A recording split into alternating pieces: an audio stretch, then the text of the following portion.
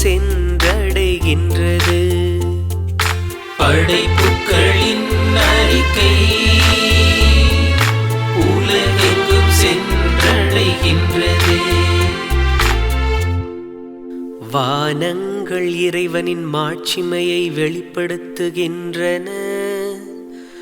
வான்வெளி அவர்தம் கைகளின் வேலைப்பாட்டை விவரிக்கின்றது.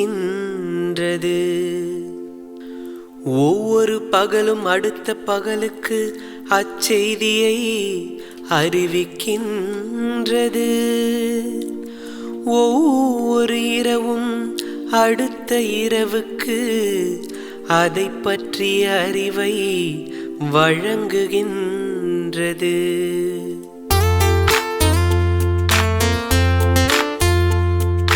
படைப்புகளின் அறிக்கை உலகெங்கும் சென்றடைகின்றது. படைப்புகளின் அறிக்கை உலகெங்கும் சென்றடைகின்றது.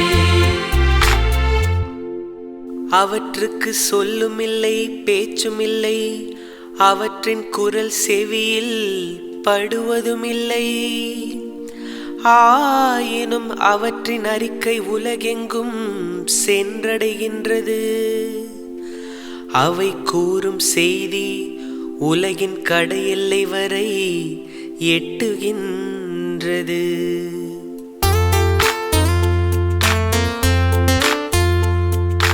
படைப்புகளின் அறிக்கை உலகெங்கும் சென்றடைகின்றது. படைப்புகளின் அறிக்கை உலகெங்கும் சென்றடைகின்றது.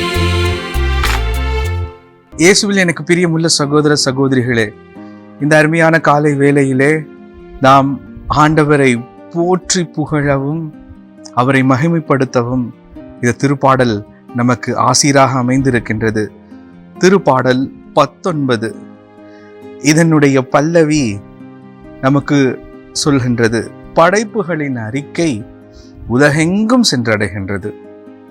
இதோ ஆண்டவர் இந்த அழகிய உலகை படைத்தது, அந்த படைப்புகளிலே எவற்றை நமக்கு கற்றுக் கொடுக்கிறார் என்பதை இந்த திருப்பாடல் நமக்கு அழகாக எடுத்துரைக்கின்றது. காலை வேளையிலே நாம் கண் விழித்து அந்த உலகத்தை நாம் கூர்ந்து நோக்குகின்ற பொழுது, அந்த படைப்புகளிலே அந்த அழகை ரசிக்கின்ற பொழுது ஒன்றே ஒன்று நாம் உணர்ந்து பார்க்க வேண்டும். இறைவன் எவ்வாறாக இந்த உலகை படைத்திருக்கிறார் என்ற அந்த அழகை நாம் ரசித்து மகிழ்ச்சியோடு உணர்ந்து பார்க்க வேண்டும். அந்த உணர்வை, அந்த அழகிய எண்ணங்களை நாம் சிந்திக்க இந்த திருப்பாடல் நமக்கு உதவியாக இருக்கின்றது. நாம் வாசிக்கிறோம், வானகங்கள் இறைவனின் மாட்சியை வெளிப்படுத்துகின்றன. வான்வெளி அவர் தம் கைகளின் வேலைப்பாட்டை விவரிக்கின்றன. ஒவ்வொரு பகலும் அடுத்த பகலுக்கு அச்செய்தியை அறிவிக்கின்றது. ஒவ்வொரு இரவும் அடுத்த இரவுக்கு அதை பற்றிய அறிவை வழங்குகின்றது என்று படைப்பின் அழகை எடுத்துரைக்கின்றார் இத்திருப்பாடல் ஆசிரியர். கடவுள் இந்த படைப்புகளிலே ஏதோ ஒரு செய்தியை வைத்திருக்கின்றார். என்ன செய்தி? முதல் செய்தி, ஆண்டவர் இந்த உலகை படைத்த பொழுது அழகாக அவருடைய எண்ணங்களின் வெளிப்பாடாக அதை படைத்திருக்கிறார். ஆகவே படைப்புகளை பார்க்கின்ற பொழுது ஆண்டவரையே நாம் பார்க்கின்றோம், கடவுளையே நாம் பார்க்கின்றோம். அவரது எண்ணங்களை நாம் உணர்ந்து கொள்கிறோம், அவரது ஞானத்தை நாம் உணர்ந்து பார்க்கின்றோம். அதனினும் சிறப்பாக நமக்கு கொடுக்கப்படுகின்ற ஒரு அழைப்பு ஒன்று உண்டு. அன்புக்குரியவர்களே, திருப்பாடலிலே நாம் வாசிக்கிறோம், திருப்பாடல் 139 14வது இறைவார்த்தை எவ்வாறாக அந்த படைப்புகளை படைத்திருக்கிறார் என்று. அஞ்சத்தகு வியத்தகு முறையில் நீர் என்னை படைத்ததால் நான் உமக்கு நன்றி நல்கின்றேன். உம் செயல்கள் வியக்கத்தக்கவை என்பதை என் மனம் முற்றிலும் அறியும் என்று இது ஆண்டவரினுடைய படைப்புகளை பார்க்கின்ற பொழுது அவரது ஞானத்தை உணர்ந்து பார்க்க, அதை வியந்து போற்ற நமக்கு கற்றுக் கொடுக்கின்றது. ஆக இந்த அருமையான நாளிலே அன்புக்குரியவர்களே, படைப்புகளை நாம் பார்க்கின்ற பொழுது இறைவன் நமக்கு தருகின்ற ஒரே ஒரு செய்தியை நாம் உள்வாங்கிக் கொள்ள வேண்டும். என்ன செய்தி அது? அவரையே நாம் பார்க்கின்றோம்.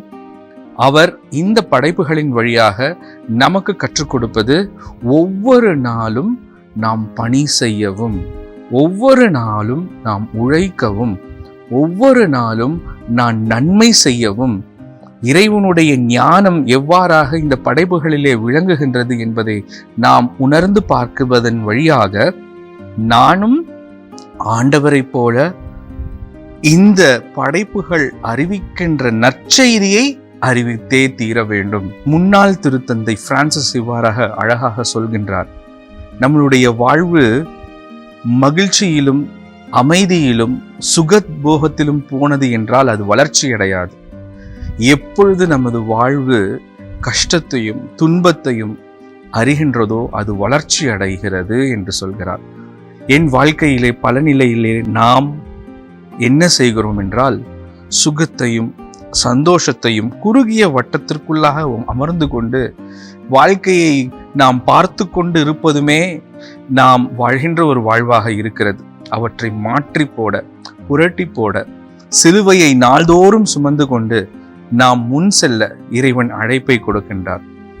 கப்பல் எதற்காக படைக்கப்படுகின்றது? அது காற்றையும் புயலையும் கடந்து சென்று நோக்கத்தை அடைவதற்காக.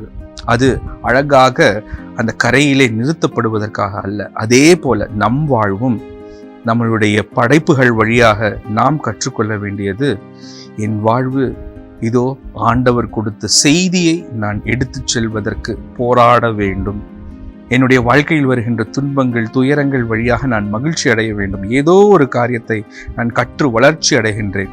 அதன் வழியாக இறைவன் என்னை பராமரிக்கிறார், என்னை பாதுகாக்கிறார் என்பதை செய்தியை நான் கொண்டு போய் சேர்க்கின்றேன். ஆக என் வாழ்வு செய்தியை கொண்டு போய் சேர்க்கின்ற ஒரு வாழ்வாக அமைந்திருக்கிறதா? நான் ஒவ்வொரு நாளும் படைப்புகளின் வழியாக இறைவனை புகழ்கின்றேனா? அந்த படைப்புகளை பாதுகாக்க நான் என்னென்ன செய்கிறேன்? இதன் வழியாக நான் எதை அறிவித்து கொண்டிருக்கிறேன்?